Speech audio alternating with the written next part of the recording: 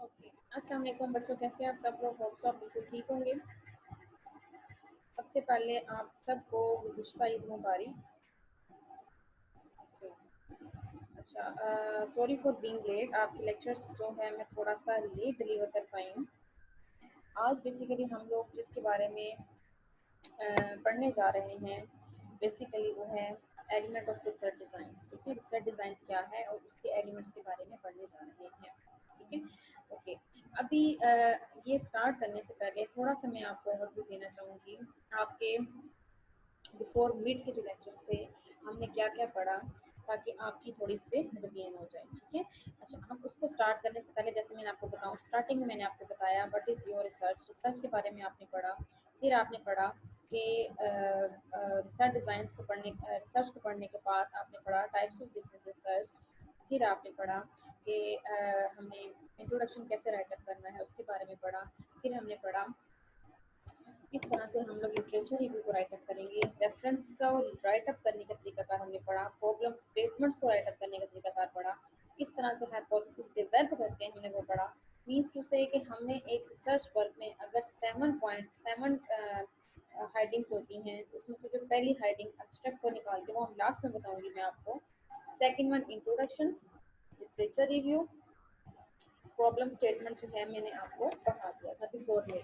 आज बेसिकली हम लोग जो स्टार्ट करने जा रहे हैं फोर्थ क्वेश्चन जो कि होता है मेथडोलॉजी का। अच्छा, मेथडोलॉजी में हम लोग बताते हैं कि कौन कौन से मेथड हम यूज़ कर रहे हैं। तो डाटा लिया है वो यूनिट ऑफ उसका एनालिसिस क्या है, इंडिविजुअल से डाटा इकट्ठा करना है, ग्रुप में हमने डाटा इकट्ठा किया है या दो ऑर्गेनाइजेशन से किया है। उसके बाद हम बताते हैं जो हमारी स्टडी है वो डिस्क्रिप्टिव है, एक्सप्लोरेटरी है। ठीक है, फिर हम बताते हैं हमारे पर्पस ऑफ द स्टडी क्या है। फिर हम इन्वेस्टिगेशन ऑफ द स्टडी बताते हैं। फिर हम बताते हैं टाइम हॉरिजॉन क्या है। मीन्स टू से कि जो एक रिसर्च डिज़ाइन है ना, उसमें हम लोग बेसिकली बताते हैं कि हमारे स्टडी का डिज़ाइन किस तरह से है। फॉर एग्जांपल, जैसे एक आप प्लॉट लेते हैं, प्लॉट लेने के बाद आप उसकी स्केचिंग करवाते हैं, नक्शा बनवाते हैं, मैपिंग करते हैं और उसमें आप बताते हैं आप इतने इतनी इतनी स्पेसिंग पे इतने इंच का इतने साइज का जो है इतने लॉन्गिट्यूड का आप जो है रूम बनाएंगे, यहाँ पे आप हॉल बनाएंगे, यहाँ पे आप गेस्ट रूम बनाएंगे, यहाँ पे वॉशरूम। मीन्स टू से आप उसकी क्या कर लेते हैं, आप मैपिंग कर लेते हैं, एक डिज़ाइन बना लेते हैं। इसी तरह जब रिसर्च हम लोग कर रहे होते हैं तो बेसिकली इसमें भी हम लोग क्या करते हैं, हम लोग अपनी मैपिंग करते हैं, एक डिज़ाइन सा बना लेते हैं। ठीक है, जिससे क्या होता है हमारी रिसर्च को आगे अंडरस्टैंड करने में बहुत आसानी हो जाती है। एक चीज़ और मैं आपको स्टार्ट करने से पहले बताऊंगी कि हमने जो बिफोर मिड जो आप लोगों ने मुझे असाइनमेंट्स दी थी वो आप लोगों की लिटरेचर रिव्यू और प्रॉब्लम स्टेटमेंट तक थी। ठीक है, उसके बाद जो लास्ट लेक्चर मैंने आपको बिफोर मिड दिया था उसमें मैंने आपको बताया था कि किस तरह से प्रॉब्लम स्टेटमेंट के जरिए से थ्योरेटिकल फ्रेमवर्क बनाते हैं हम, dependent variable, independent variable, mediator और मॉडरेटर को किस तरह से एरो से शो करते हैं। एरो भी गलत अगर हो जाए हमारा अगर डायग्राम के अंदर तो वो रिलेशनशिप को रॉन्ग कर देता है। ठीक है ना, तो पढ़ा नहीं सही तरह से जाता, तो एरो को भी बहुत ध्यान से लगाना पड़ता है। ठीक है, अब जो आज मैं आपको पढ़ाने जा रही हूँ ये बेसिकली फोर्थ क्वेश्चन हम स्टार्ट करने लगे मेथोडोलॉजी का। अब आप लोगों ने क्या करना है, ये सुनने के बाद अपनी साथ साथ असाइनमेंट्स बनाते जाएंगे आप। ठीक है, आप वही रिसर्च पेपर पढ़ेंगे और उसकी मेथोडोलॉजी वाला पोर्शन सारा पढ़ेंगे। कुछ रिसर्च पेपर में क्लियर कट लिखा होता है स्टडी कौन सी है, टाइम हॉरिजॉन क्या है, डाटा कहाँ से इकट्ठा किया, क्लियर कट होता है। ठीक है, बट क्या होता है कुछ में क्लियर कट वर्ड्स नहीं होते बट लिखा सारा कुछ होता है। तो आपने उन्हीं उन्हीं जो आपका रिसर्च पेपर था जो आपने सेलेक्ट किया हुआ था उन्हीं रिसर्च पेपर की जो मेथोडोलॉजी है उसमें ये रिसर्च प्रोसेस मुझे ड्रा करके देना है। ठीक है, इस तरह से टेबल बनाना है, आपने बताना होगा टेबल किस तरह से बनाना है, क्या है टेबल वो मैं आपको बताती हूँ। सबसे पहले रिसर्च डिजाइन में हम क्या क्या करते हैं, आप देखिए इस जो डायग्राम है इस डायग्राम में दो क्वेश्चन नजर आ रहे हैं आपको, एक डिटेल ऑफ स्टडी, एक मेजरमेंट ऑफ स्टडीज। सेकंड, इसको स्टार्ट करने से पहले मैं आपको एक पॉइंट क्लियर कर दूं, अगर आपके फाइनल टर्म्स में मैंने मोस्टली टीचर्स बच्चों से सुना है अदर क्लासेस के भी कि हमारा जो फाइनल टर्म का पेपर आता है वो मेन कैंपस से आता है तो हमें इशू होता है कि आउट ऑफ सिलेबस आ जाता है। ठीक है, आउट ऑफ सिलेबस कुछ भी नहीं आता होता बच्चे, सिलेबस में से ही आता है, जो स्कीम ऑफ स्टडीज आपको दी जाती है उसी में से ही आता है। बिजनेस ये जो रिसर्च का सब्जेक्ट है इसमें से कहीं से भी आ जाए, आप इस कैपेबल हो कि आप इसको कर सकें, ना कि आप रट्टा लगाएं। ठीक है, आपने पढ़ा आपको कंसेप्ट नहीं क्लियर, आप कह रहे हैं हम आउट से बस आके हम नहीं राइट अप कर पाते। अगर आप कंसेप्ट के साथ चलेंगे, इस तरह से बिफोर मिड किया आपने तो फिर क्या होगा, कहीं से कोई भी क्वेश्चन आ जाएगा, आप इसको राइट अप कर लोगे। अगर मैं आपकी फाइनल का पेपर बनाती तो मैं आपका इस तरह का पेपर बनाती कि आप वाकई देख के कहते कि मैम आउट ऑफ सिलेबस आया। जिनके तो कंसेप्ट होते वो तो कहते हैं मैम बहुत ईजी था, हम इसको कर लेते हैं। जिनका कंसेप्ट नहीं होता उनके लिए इशू होना था। ठीक है, ये टॉपिक मैं स्टार्ट कर रही हूँ, बहुत ध्यान से सुनिएगा। इससे रिलेटेड कोई भी क्वेश्चंस आपके माइंड में हो, आप मुझे फौरन से ग्रुप में ऑडियो के फॉर्म में पिन करेंगे। 5 नंबर आपके असाइनमेंट्स के हैं और 5 नंबर आपकी क्लास पार्टिसिपेशन के हैं। Class participation means audio message in the group. ठीक है, जो बच्चा जितने ज्यादा क्वेश्चनिंग करेगा उसको उतनी ग्रेडिंग दी जाएगी। ठीक है, चलिए रिसर्च डिजाइन जो है इसमें सबसे पहले दो पार्ट हैं, detail of studies and measurement. जो डिटेल ऑफ स्टडीज में जो आपको ये ग्रेन कलर, ग्रेटिश कलर की जो फिलिंग आपको नजर आ रहे हैं बॉक्सेस, ये बेसिकली है रिसर्च डिजाइन का पोर्शन। और जो मेजरमेंट है, मेजरमेंट मीन्स कि हम लोग जो सॉफ्टवेयर हम लोगों ने पढ़ने हैं SPSS एमओस, जो हमें इजीली अवेलेबल हुआ इन दिनों में, जिसका क्रैक वर्जन इजीली हम लोग सेंड भी कर सके बाकी बच्चों को, तो वो उस पे हम लोग क्या करेंगे, डाटा एंटर करके एनालिसिस करेंगे और फिर हम लोग देखेंगे कि किस तरह से रिजल्ट को हम मेजर करते हैं, कैसे हम लोग इंटरप्रेट करते हैं रिजल्ट्स को। एक न्यूमेरिकल वैल्यू होती है, हमें कैसे पता कि ये हाइपोथेसिस एक्सेप्ट हो रहा है, ये हाइपोथेसिस रिजेक्ट हो रहा है। ठीक है, चलें डिटेल ऑफ द स्टडीज में पहला चीज हम पढ़ते हैं, वो हम पढ़ते हैं पर्पस ऑफ स्टडीज। हमारा पर्पस क्या है स्टडी का। ठीक है, एक्सप्लोरेटरी है, डिस्क्रिप्टिव है या हाइपोथेसिस टेस्टिंग है, इसके बारे में हम बताएंगे रिसर्च डिजाइन के अंदर। कि देखते जाएं, ये जो आप रिसर्च डिजाइन जब अपना मेथोडोलॉजी पढ़ेंगे उसमें इन 3 चीजों को आप देखेंगे आपकी स्टडी है क्या। अब ये एक्सप्लोरेटरी क्या है, डिस्क्रिप्टिव क्या है, हाइपोथेसिस टेस्टिंग क्या है, ये जब मैं आपको आगे पढ़ाऊंगी तो फिर आपको क्लियर होता जाएगा। सेकंड आप बताएंगे टाइप्स ऑफ इन्वेस्टिगेशन, किस किस्म की आपकी इन्वेस्टिगेशन है, कैजुअल रिलेशनशिप उनके दरमियान में या कोरिलेशन उनके दरमियान में। थर्ड वन ग्रुप डिफरेंसेस, ये बहुत कम रेयर होता है, यूज होता है किसी स्टडी में। दो जो मेजर होते हैं वो कैजुअल रिलेशनशिप एंड कोरिलेशन। ठीक है, फिर आप बताते हैं कि इंटरफेरेंस कौन कौन से हैं। ठीक है, एक मिनिमल होता है, एक मैनिपुलेशन होता है। Minimal mean studying event as normally occur, normally जो स्टडी जो हो रही होती है। मैनिपुलेशन मीन्स आप उसको कंट्रोल करने के लिए, अपना रिजल्ट उस तरह के लाने के लिए आप डाटा में मैनिपुलेशन कर रहे होते हैं। ठीक है, स्टडी सेटिंग, ठीक है, कंट्राइव्ड है या नॉन कंट्राइव्ड है। जो पर्पस ऑफ द स्टडी के नीचे आप देखें तो लिखा हुआ है unit of analysis. Unit of analysis means कि जो आप जो स्टडी कर रहे हैं ये इंडिविजुअल के ऊपर है, ग्रुप के ऊपर है, ऑर्गेनाइजेशन के ऊपर है या मैकेनिज्म या मशीन्स के ऊपर है। ठीक है, टाइप्स ऑफ इन्वेस्टिगेशन में जब आप बताते हैं कैजुअल रिलेशनशिप, साथ ही आप सैम्पलिंग के बारे में बता रहे होते हैं कि आपका सैंपल साइज क्या है, आपकी पॉपुलेशन क्या है, तो पॉपुलेशन में से आपने सैंपल कितना लिया। फॉर एग्जांपल 1000 आपने क्वेश्चन है डिस्ट्रीब्यूट किया स्टूडेंट्स के अंदर, जबकि आपको कलेक्शन हुई जो सोल्व थे वो टोटल थे 800, तो वो क्या होगा, सैंपल साइज 800। उसके बाद टाइम हॉरिजॉन के बारे में बताएंगे कि जो इंटरफेरेंस है वो शॉर्ट टाइम पीरियड के लिए थी या लॉन्गिट्यूडनल थी। तो बेसिकली ये जो हिस्सा है ये बेसिकली शामिल होता है रिसर्च डिजाइन के अंदर। हम वन बाय वन डिस्कस करते हैं। पहले हम देखते हैं पर्पस ऑफ स्टडी क्या है और किस तरह से हमें एक पैराग्राफ में से पता चलेगा कि पर्पस ऑफ स्टडी कैसे राइट अप हुई है। किस पैराग्राफ को पढ़ के हमें कैसे पता चलेगा कि एक्सप्लोरेटरी है, डिस्क्रिप्टिव है या हाइपोथेसिस टेस्टिंग है। ठीक है, चले पर्पस ऑफ द स्टडी में बेसिकली 3 चीजें हैं, exploration, descriptions and hypothesis testing. Purpose of the study में एक्सप्लोरेटरी स्टडी क्या है, is undertaken when not much is known about the situation at hand or no information is available on how similar problem or research issues have been solved in the past। आप देखें, a service provider wants to know why his customer are switching to the other service।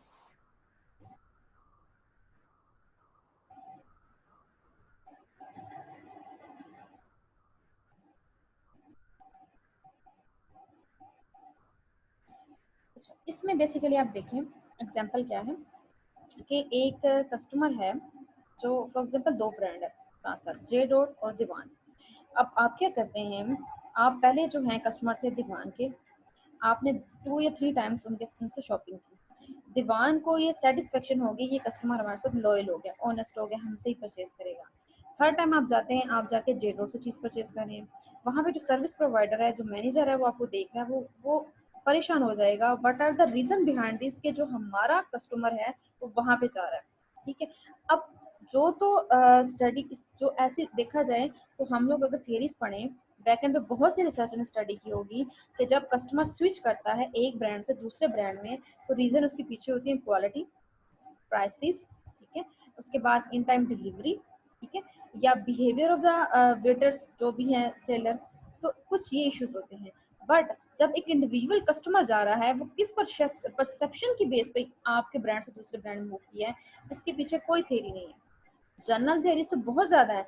ये issues हैं जिसकी वजह से एक जो है वो कस्टमर स्विच करता है दूसरे ब्रांड की तरफ, बट एक इंडिविजुअल की परसेप्शन क्या है, क्यों उसने मूव किया, उसके बारे में उसको नहीं पता। तो इस तरह की स्टडी जिसके पीछे आप इश्यूज को आइडेंटिफाई ना कर सके, पास में क्या इशू है, इसके पीछे बेसिकली इशू क्या है, तो इसको हम लोग कहते हैं एक्सप्लोरेटरी स्टडी। ठीक है, purpose of the study, descriptive study के बारे में अगर हम देखें, is undertaken in order to ascertain and be able to describe the characteristics of the variable of interest in a situation. For example, आपका जो मेन वेरिएबल है ना, उसके बारे में आप खसूसियात को इकट्ठी करते हैं, उसकी क्वालिटी के बारे में। क्वालिटी में बैड भी क्वालिटीज होती हैं, गुड क्वालिटीज भी होती हैं। आप उनको इकट्ठा करें और इकट्ठा करके देखें कि इन फ्यूचर क्या हम इसके साथ वर्क कर सकते हैं या नहीं कर सकते। For example, a bank manager wants to have a profile of an individual who have a loan payments outstanding for 6 months and more। ठीक है, एक बैंक मैनेजर है, उसने एक कस्टमर को लोन दिया 6 मंथ के लिए, और 6 मंथ देने के बाद जब वो वेट कर रहा है कि 6 मंथ हो चुके हैं, अभी तक उस पर्सन मुझे रिटर्न नहीं किए, तो बैंक मैनेजर क्या करेगा, उस पर्सन की डिटेल निकलवाएगा। डिस्क्रिप्शन, डिटेल से निकले डिस्क्रिप्टिव, ठीक है। उसमें वो क्या करेगा, उसमें उस पर्सन की एज देखेगा, अर्निंग देखेगा, नेचर ऑफ ऑक्यूपेशन देखेगा, उसकी एम्प्लॉयमेंट स्टेटस देखेगा। ठीक है, देखने का पर्पस क्या है कि इन फ्यूचर अगर वो रिटर्न करने के बाद मेरे पास आता है दोबारा लोन लेने के लिए, तो मैं उसको दूं या ना दूं। ठीक है, डिटेल इकट्ठी करना, इंटरेस्ट ऑफ वेरिएबल से रिलेटेड। ठीक है, इसको हम बेसिकली कहते हैं descriptive study. This might help him to elect further information or decide right away on the types of individual who should be made eligible for loan in the future. Third one is hypothesis testing. Studies that engage in hypothesis testing usually explain the nature of certain relationship. Hypothesis built ही किस बना पे होते हैं, relationship की base पे, whether their relationship are casual relationship or a correlational। ठीक है, casual relationship और कोरिलेशनल क्या है वो हम नेक्स्ट पढ़ते हैं, फिर मैं आपको बताती हूँ। मैंने हाइपोथेसिस डेवलप करना आपको बताया था लास्ट टाइम। दो वेरिएबल के दरमियान हाइपोथेसिस तब भी डेवलप होगा जब उनमें कोई ना कोई रिलेशनशिप होगा। ठीक है, अच्छा, और establish the difference among group of independence of the two और more factors in the situation. For example, नीचे एग्जांपल देखें, a marketing manager wants to know if the sales of the company will increase if he double the advertising dollar. ठीक है, तो कह रहे हैं एक जो मैनेजर है वो चाहता है कि वो अपनी कंपनी की सेल को इंक्रीज करे, उसके लिए उसको एडवर्टाइजिंग पे डबल डॉलर जो है वो कंज्यूम करना पड़ेंगे। अगर वो डबल डॉलर जितना कंज्यूम करेगा एडवर्टाइजमेंट पे, उतनी ही ज्यादा उसकी सेल क्या होगी, इंक्रीज होगी। मीन्स टू से both have the relationship between the variables. ठीक है, उसके बाद टाइप्स ऑफ इन्वेस्टिगेशन, जैसे मैंने आपको बताया, हमने जैसे ऊपर रिसर्च डिजाइन का टेबल भी देखा था एक, उसमें देखें सेकंड था टाइप्स ऑफ इन्वेस्टिगेशन। इन्वेस्टिगेशन कितनी टाइप्स की होती है, मैंने आपसे कहा था 3 थी, बट मेजर जो होती है वो 2 होती है। रिलेशनशिप 2 बेस पे इन्वेस्टिगेशन 2 तरह की होती है। एक तो होता है कैजुअल स्टडी, एक होता है कोरिलेशनल स्टडी।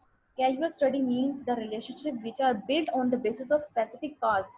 ठीक है, जो किसी वजह की बना पे बने हो। जैसे नीचे एग्जांपल्स में देखें, डज स्मोकिंग कॉज कैंसर, क्या स्मोकिंग की वजह से कैंसर होती है, कैंसर होता है। ये क्या है, कैजुअल रीजन है, कॉज वजह है, स्मोकिंग वजह बनती है कैंसर की। तो एक क्वेश्चन किया जा रहा है इस वजह से क्या ऐसे होता है। तो बेसिकली वो जो हाइपोथेसिस हम डेवलप करते हैं वो हम लोग कहते हैं if you more use of smoking. ठीक है, if you more use of smoking, ये positive relationship between between the smoking and the cancer. ठीक है, अब जब आपने ये वर्ड यूज किया पॉजिटिव का मतलब है कि जितनी ज्यादा स्मोकिंग करेंगे उतना ज्यादा कैंसर आपको होने के चांसेस होते हैं। ठीक है, बट आप देखा जाए तो हाइपोथेसिस टेस्टिंग जो हमने ऊपर की है उसमें बेसिकली हमने बताया है दोनों तरह के टेस्टिंग आप करते हैं, कैजुअल भी करते हैं और आप लोग कोरिलेशन भी करते हैं। Identification of the important factor associated with the problem. ठीक है, कोरिलेशन मींस जिनका आपस में कोई ताल्लुक हो। ठीक है, ताल्लुक तो कैजुअल का भी होता है, बट कोरिलेशन मींस तो विदाउट किसी काज के। Are smoking and cancer related, क्या स्मोकिंग और कैंसर आपस में रिलेटेड है, उनको कोई ताल्लुक है आपस में, ऑब्वियसली ताल्लुक है। हमें पता है कैंसर की वजह से, स्मोकिंग की वजह से कैंसर होता है, तो ये it's a correlation study. Are smoking, अब दोनों तरह को कंबाइन किया गया है, ठीक है, कोरिलेशन को भी एंड कैजुअल को भी। Are smoking, drinking and chewing tobacco associated with cancer, ठीक है, अब इसमें दोनों चीजें शामिल हैं, कैजुअल भी एंड कोरिलेशनल भी। If so which of this countries most of the variance is the dependent variables. Next हम लोग बात करते हैं स्टडी सेटिंग की। स्टडी सेटिंग दो तरह की होती है, एक कंट्राइव्ड एक नॉन कंट्राइव्ड, ठीक है। कंट्राइव्ड मीन्स के जिसको आप मैन्युपुलेट कर सकते हैं, ठीक है, मीन्स टू से प्राइमरी डाटा आपने क्वेश्चनर के जरिए से चेंज किया, जब आपने देखा कि मैंने जिस पेपर को फॉलो किया है उसमें उस जो राइटर है, रिसर्चर है, उसने ये रिजल्ट निकाले हुए हैं, आप उसमें मैनिपुलेशन कर देते हैं, चेंजिंग कर देते हैं। बट नॉन कंट्राइव्ड मीन्स आपने एक पेपर पकड़ा, उसने सेकेंडरी डाटा कंपनी की प्रॉफिट और सेल्स से रिलेटेड एनालिसिस किया हुआ था, तो आप उसको चेक करने के लिए जब चेक करते हैं दोबारा से, आप क्या करेंगे, आप उसमें मैनिपुलेशन नहीं कर सकते, ठीक है, जो है एज इट इज वही लेंगे।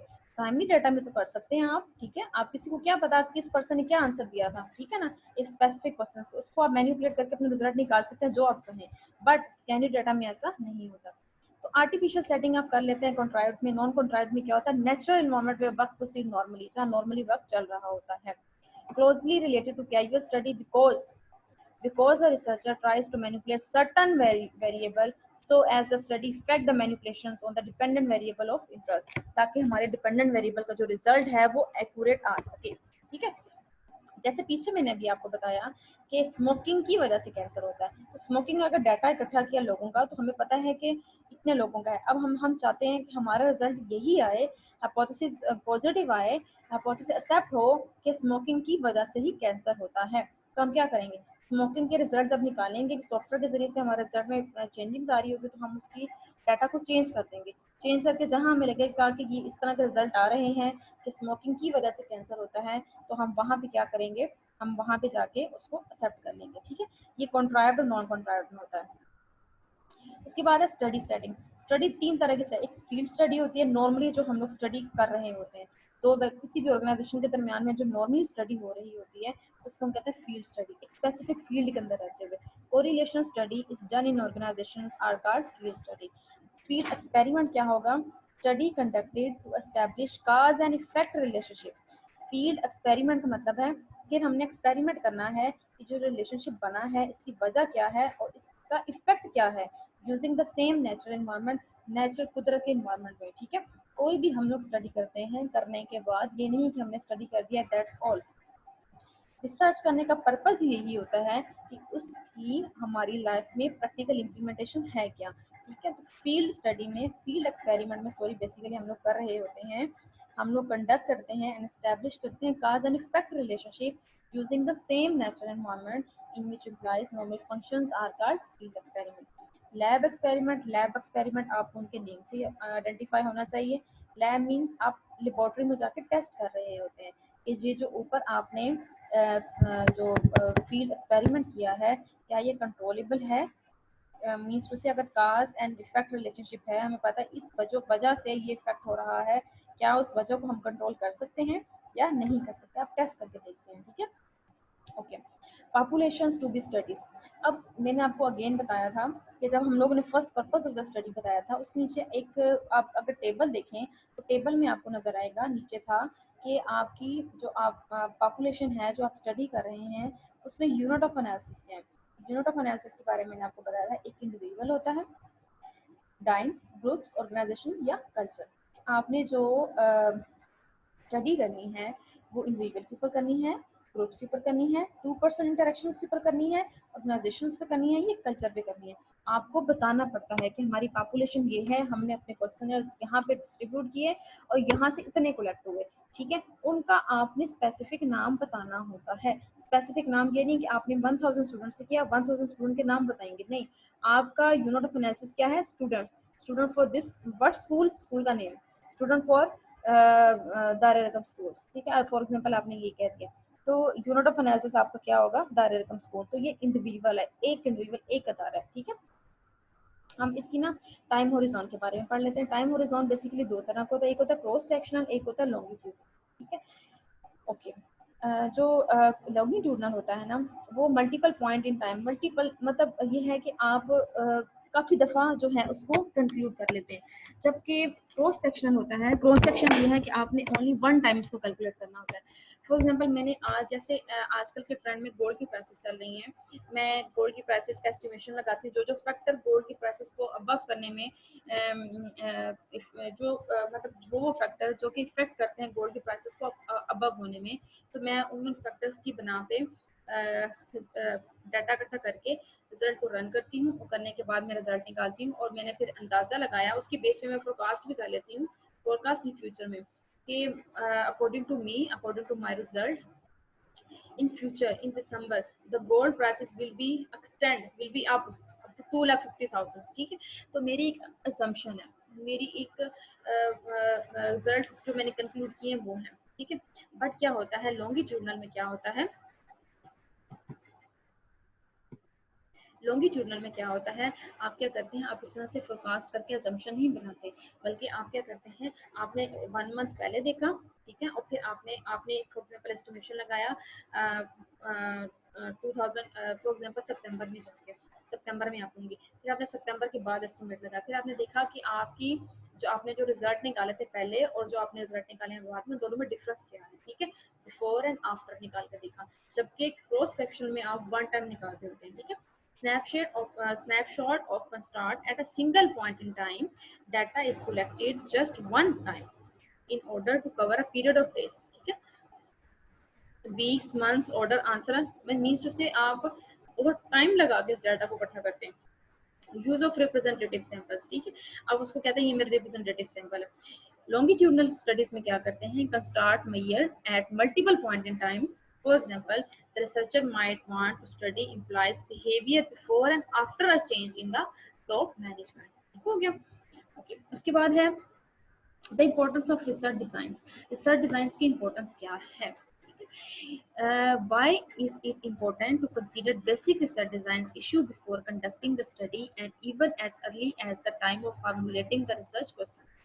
Ensure that the purpose of study for which a study is conducted is evaluated effectively address कि ये जो आपने पर्पस आपका जो स्टडी का है, सबसे पहले पर्पस डिसाइड करता है ना रिसर्च डिजाइन में, क्या आपने वो एफिशिएंटली एड्रेस किया कि मैंने इसी के ऊपर करना है, ये डिस्क्रिप्टिव है, एक्सप्लोरेटरी है, ये थर्ड वन हाइपोथेसिस टेस्टिंग है। ठीक है, सबसे पहले आपने जो पर्पस है अपनी स्टडी का वो एफिशिएंटली एड्रेस कर लिया हुआ है। ठीक है, रिसर्च डिजाइन की मैं बात करी, purpose of the study means कि जो आपने पर्पस डिसाइड कर लिया, जो गोल था आपकी वो तो एक अलग था, जो रिसर्च डिजाइन में आपने बताना है पर्पस अपना बताने के बाद अपनी जो स्टडी है उसका जो पर्पस है, जो गोल है, एम बताने के बाद आपने बताना है कि ये डिस्क्रिप्टिव है, एक्सप्लोरेटरी है या हाइपोथेसिस टेस्टिंग है। इस चीज को वो कह रहे हैं इफेक्टिवली एड्रेस करना है आपने सबसे पहले। नेक्स्ट आपने क्या करना है, some studies are focused on finding other might be interested in getting some idea of what is going on rather than wanting to know the absolute truth. आपने कोशिश करनी है कि उसके बारे में आइडिया जनरेट करें, ना कि आप कहीं एब्सोल्यूट जो आप कह रहे हैं वो बिल्कुल ठीक है। ये नहीं, रिसर्च में कभी भी आप ये नहीं कह सकते जब तक आप फाइनल रिजल्ट ना कंक्लूड कर लें।